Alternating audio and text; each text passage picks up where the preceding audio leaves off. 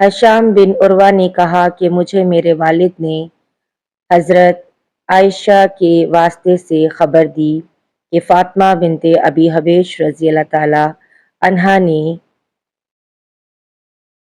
नबी सल्लल्लाहु अलैहि वसल्लम से पूछा कि मुझे इस्तिहासा का खून आता है और मैं पाक नहीं हो पाती, तो क्या मैं नमाज छोड़ दिया करूं?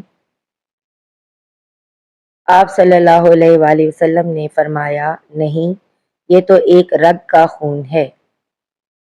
हाँ, इतने दिनों में नमाज ज़रूर छोड़ दिया कर जिनमें इस बीमारी से पहले तुम्हें हैज़ आया करता था,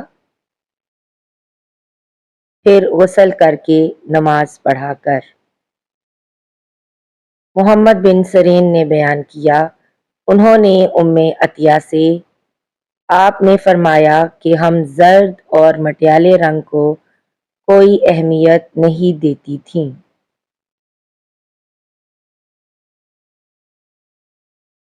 हज़रत आयशा रज़ी अल्लाह ताला अन्हा जो हज़रत सल्लल्लाहु अलैहि वसल्लम की बीवी हैं, से रिवायत है कि उम्मे हबीबा 7 साल तक मुस्तवासा रहीं।